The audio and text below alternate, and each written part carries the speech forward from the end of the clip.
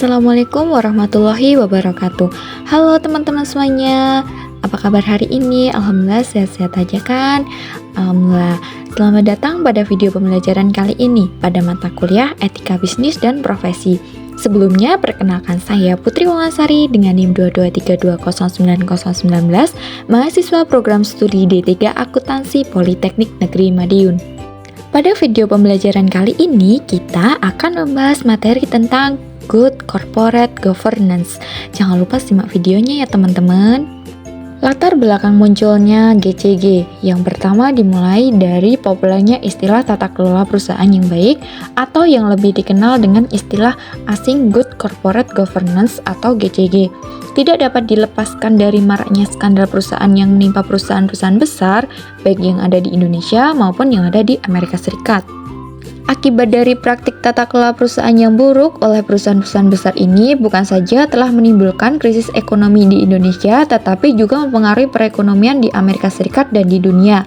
Untuk mengatasi krisis gelombang pertama pada awal tahun 2000-an, pemerintah Amerika Serikat bertindak cepat untuk meredam kepanikan para investor dengan mengeluarkan undang-undang yang terkenal dengan nama Sarbanes-Oxley Act of 2002. Undang-undang ini berisi penataan kembali akuntansi perusahaan publik, tata kelola perusahaan, dan penilaian terhadap investor.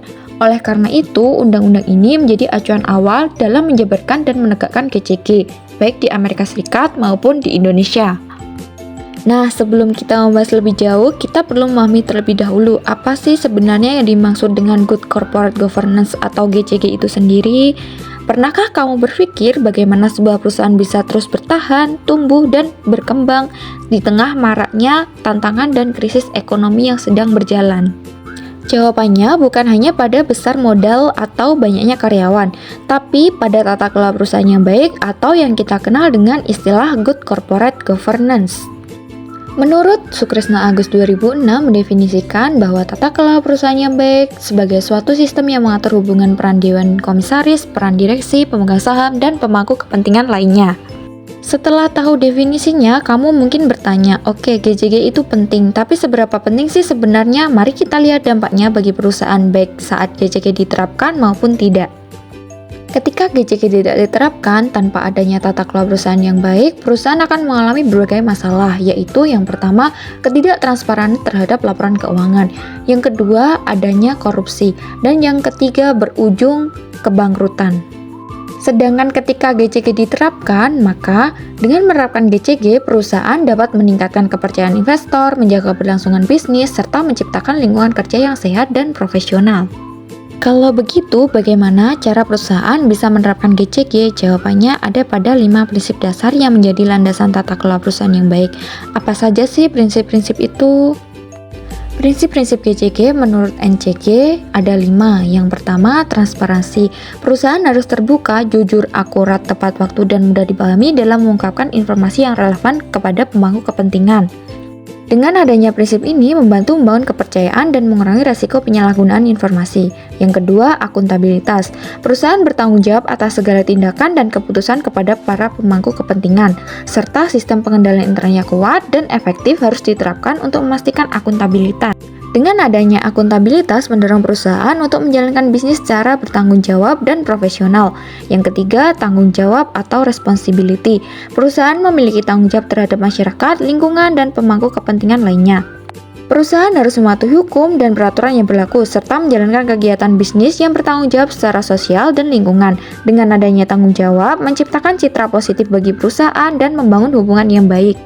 Yang keempat, independen. Perusahaan harus dapat membuat keputusan yang bebas dari pengaruh kepentingan pribadi atau kelompok tertentu. Dewan komisaris dan direksi harus memiliki independensi dalam menjalankan tugasnya. Kemandirian memastikan bahwa perusahaan dapat membuat keputusan yang optimal dan sesuai dengan kepentingan perusahaan secara keseluruhan. Dan yang terakhir, yang kelima, yaitu kesetaraan atau fairness. Perusahaan harus memperlakukan semua kepentingan secara adil, tidak diskriminatif, serta menghargai hak-hak pemegang saham dan pemangku kepentingan lainnya. Kesetaraan menciptakan lingkungan bisnis yang sehat dan mendorong pertumbuhan ekonomi yang berkelanjutan.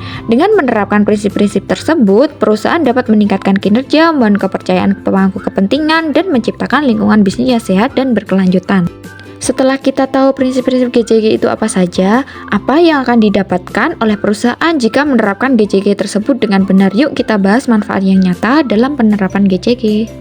Manfaat GCG menurut Indra Surya dan Ivan Yustiavandana yang pertama memudahkan akses terhadap investasi domestik maupun asing.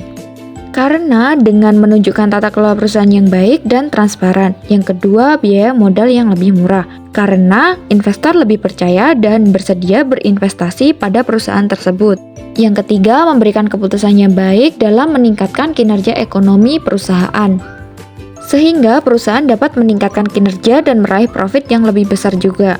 Yang keempat, meningkatkan keyakinan dan kepercayaan dari pemangku kepentingan terhadap perusahaan. Perusahaan bertanggung jawab kepada semua pemangku kepentingan, terutama pemegang saham, karyawan, masyarakat, dan lain-lain, sehingga meningkatkan kepercayaan kepada mereka.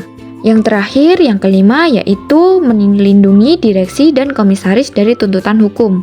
Dengan adanya tata kelola yang baik, mencegah terjadinya tindakan yang merugikan perusahaan, terutama dari tuntutan hukum. Tentu saja penerapan GCG tidak hanya soal etika dan profesionalisme. Di Indonesia aturan hukum juga mengatur tentang tata kelola perusahaan. Mari kita lihat apa sih dasar hukumnya. Kegiatan perusahaan seperti perseroan di Indonesia diatur dalam Undang-Undang Nomor 40 Tahun 2007 tentang perseroan terbatas, menggantikan UU Nomor 1 Tahun 1995. Undang-undang ini tidak secara eksplisit mengatur tentang GCG, meskipun begitu mengatur secara garis besar tentang mekanisme hubungan, peran, wewenang, tugas dan tanggung jawab, prosedur dan tata cara rapat, serta proses pengambilan keputusan dari organ minimal yang harus ada dalam perseroan, yaitu RUPS, direksi, dan dewan komisaris. Yang selanjutnya, organ khusus dalam penerapan GCG menurut Indra Surya dan Ivan Yustiavandana. Yang pertama, komisaris dan direktur independen. Komisaris dan direktur independen adalah seseorang yang ditunjuk untuk mewakili pemegang saham independen atau pemegang saham minoritas. Yang kedua, komite audit. Undang-Undang Perseroan Terbatas Pasal 121 menginginkan Dewan Komisaris untuk membentuk komite tertentu yang dianggap perlu untuk membantu tugas pengawasan yang diperlukan. Salah satunya yaitu komite audit ini. Dan yang ketiga yaitu sekretaris perusahaan. Tugas utama sekretaris perusahaan antara lain menyimpan dokumen perusahaan, daftar pemegang saham, risalah rapat, direksi, dan RUPS, serta menyimpan dan menyediakan informasi penting lainnya. Setelah memahami teori dan aturannya, sekarang kita masuk pada bagian yang paling menarik, yaitu studi kasus pada PT Katarina Utama Tbk. Secara garis besar, PT Katarina Utama Tbk terlibat dalam kasus manipulasi keuangan dengan penyalahgunaan dana IPO pada tahun 2009. Yuk kita bedah satu persatu pelanggaran yang dilakukan oleh PT Katarina Utama Tbk. Yang pertama, prinsip transparansi. PT Katarina Utama Tbk melakukan manipulasi laporan keuangan, mencatat piutang dan pendapatan fiktif, serta menggelembungkan aset. Yang kedua, prinsip akuntabilitas. PT Katarina Utama Tbk merealisasikan dana hasil IPO tidak sesuai dengan prospek perseroan yang berlaku. Yang ketiga, prinsip responsibility. PT Katarina Utama Tbk hanya memakai sebagian kecil dana IPO dan tidak memenuhi kewajiban kepada karyawan atas pembayaran gaji dan jam sostek. Yang keempat, prinsip kemandirian. Pihak manajemen PT Katarina Utama Tbk tidak netral dan tidak memiliki pendirian dalam manipulasi laporan keuangan yang dilakukan atas arahan dari pihak internal. Dan yang kelima, prinsip perlakuan yang setara. PT Katarina Utama Tbk dalam pengambilan keputusan hanya menguntungkan segelintir pihak saja dalam perusahaan, sementara para pemegang saham, karyawan banyak menanggung kerugian. Jadi dapat disimpulkan dengan menerapkan 5 prinsip utama tersebut, perusahaan bisa membangun kepercayaan, mencegah kecurangan, dan menjaga kelangsungan bisnis. Sebaliknya, jika diabaikan, perusahaan akan mengalami kerugian besar dan kehilangan kepercayaan publik, bahkan bangkrut. Sekian dari saya, semoga dapat bermanfaat dan dapat menambah wawasan bagi teman-teman semuanya. Mohon maaf apabila ada kurang lebihnya. Terima kasih, sampai jumpa di video pembelajaran selanjutnya. Wassalamualaikum warahmatullahi wabarakatuh.